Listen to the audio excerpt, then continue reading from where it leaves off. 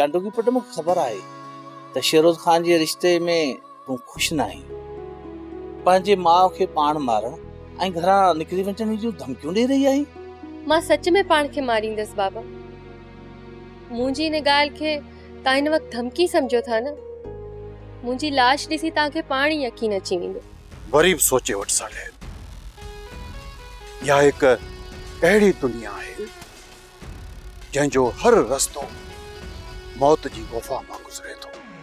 जेकॾहिं कंहिं हिकु दफ़ो उन जहान में पेर पातो त पोइ सॼी उमिरि उन जहान मां ॿाहिरि न निकिरी सघंदो। जंग जा जानवर इंसान खां घटि ख़तरनाक हूंदा आहिनि, पर इंसान जॾहिं अशरफुल मख़लूक़ात जे रुतबे खां हेठि किरंदो आहे न, त उन खां पोइ हू कुझु बि करण लाइ तयारु हूंदो आहे। सरदार बिरजार ख़ान खे इहा ख़बर आहे त तूं ऐं साले उन जे दुश्मन जी औलाद आहे।